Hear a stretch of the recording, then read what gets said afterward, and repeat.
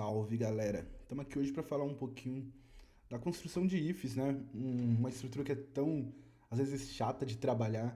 Quem nunca pegou aquele código legado cheio de if mal feito, que não dava para entender nada e passou um perrengue para ter que refaturar aquilo e deixar legível, né?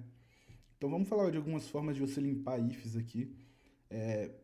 Não vamos entrar em patterns ainda, então, tipo, não vou sugerir nenhum tipo, strategy, decorator, que é outro que dá para remover, change of responsibility. Vamos manter dentro vamos manter assim, dentro de princípios mesmo. E aí, se der bom, a gente pode fazer outro vídeo só focando em patterns que resolve esse tipo de problema. Então, o primeiro exemplo aqui, eu escolhi um princípio que ele é muito comum, porém muita gente acaba ignorando quando está construindo software, que a pior coisa que você pode ter dentro dos seus ifs é esse tipo de indentação. Você tem o if escadinha, ou como a galera brinca, o if barrigudo. Então você vê que as suas condições elas vão indentando, e com isso você vai tendo uma cadeia de else também. Galera, else já é uma estrutura que não é tão legal usar se você não tem realmente uma necessidade. Então se você puder realmente evitar esse tipo de estrutura, vai ser uma vantagem muito grande para o seu código ter mais legibilidade, ou seja, ele ficar mais legível.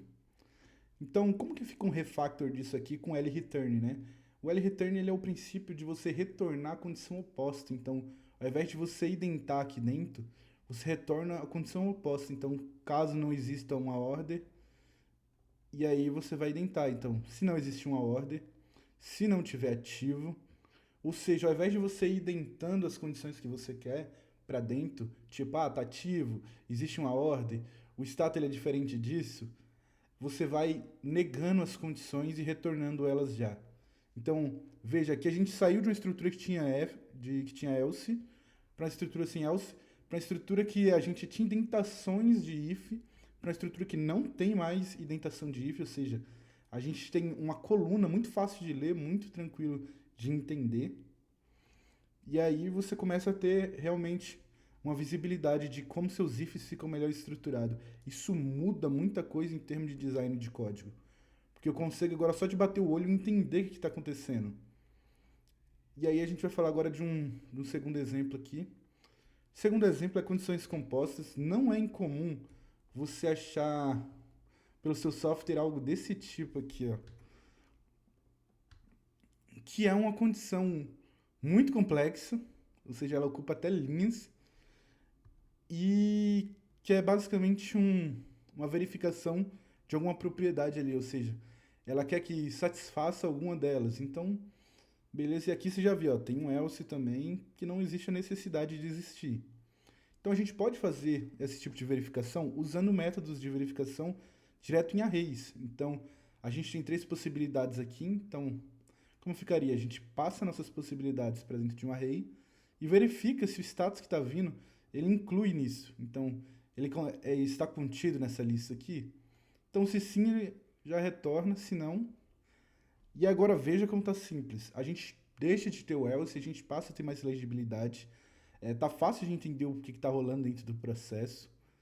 Então, isso é uma coisa que muda muito no jeito de você escrever o seu código. Então, quem olha para esse código aqui primeiro, já começa tipo, vou ter que verificar três linhas, eu tenho um else. Aqui a gente tem uma visualização muito clara, muito mais fácil, né? Então, esse é o tipo de coisa que pode parecer irrelevante em alguns casos, mas ajuda muito. Nosso terceiro caso ali é o clássico. Quem nunca pegou aquela transformação de semana para algum dia, ou coisa do tipo, e se deparou com algo disso aqui, ó? Um monte de if, else if. Então, a gente já tem um erro de tipagem aqui, né? Que a gente recebe um string, ou seja, lá qualquer coisa e retorna qualquer coisa.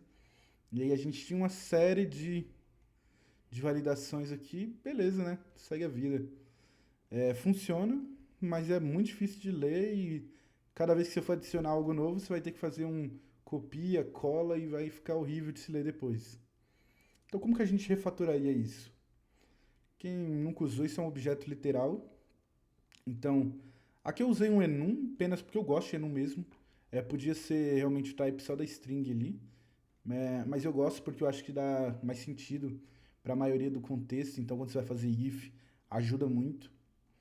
Então, o que que eu fiz para trocar ele? Eu fiz um objeto literal que é constante. Então a gente usa a diretiva asConst aqui para ele ser imutável. Então é como se ele tivesse sido congelado. E aí eu tenho uma chave do enum para cada valor. Aqui eu fiz um type do retorno. Como ele é imutável, eu tenho um objeto literal imutável, consigo prever os retornos dele. E aí aqui eu recebo um enum e o retorna um daqueles retornos imutáveis. Então a gente acaba tendo um type muito mais restrito, ou seja, eu não recebo mais uma string, eu recebo um enum, e eu não devolvo mais uma string solta, perdão, mas também uma daquelas validações ali, ou seja, uma string daquela válida. Isso já impede você de fazer verificações sem sentido no código e não saber o que está retornando. Essa aqui, sem dúvida, eu acho que é a que mais contribui para alguns cenários onde você tem muitos ifs. Você começa a criar dicionários que são realmente fáceis de trabalhar, ou seja, com muitas opções. E de que depois, se você precisar verificar algo, você tem uma estrutura fácil de reutilizar. E o quarto, ele é mais uma questão semântica ali, então de clean code mesmo. Isso aqui é o tipo de coisa comum de se encontrar também.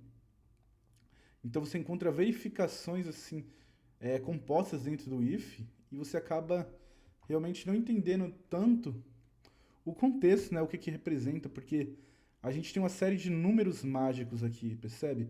Então eu não sei o que cada um significa, e aí eu vou meio que tendo que descobrir isso. Só que para certas demandas isso pode levar muito tempo, você vai ficar debugando ali para ver o que que acontece, né? Porque não é legível. Então, um truque muito simples, que é realmente muito fácil de se adotar e que gera muito impacto no seu design, é você simplesmente vou parar de fazer dessa maneira e vou guardar em condições. Então você começa a nomear suas condições e assim você verifica de uma maneira muito mais simples de ler. Porque por mais que eu tenha uma condição composta aqui, eu começo a conseguir ler. Então, pô, eu tenho saldo suficiente, eu tenho um bom histórico de crédito, eu tenho... Percebe como é legível? Fica numa maneira mais humana. Essas foram 4 dicas aí de como melhorar os seus ifs em TypeScript. Se vocês tiverem interesse, eu posso trazer de patterns. Então a gente explorar um pouco do que seria um cenário de strategy, o que seria um cenário de um decorator da vida, onde você tem um change. Porque, tipo, são patterns que tem que ter um certo cuidado até para usar, para você não acabar poluindo muito suas abordagens. Aí, se fizer sentido, a gente pode trazer. Galera, o conteúdo de hoje é esse. Não deixe de se inscrever no canal aí, ative as notificações, deixe seu like e valeu!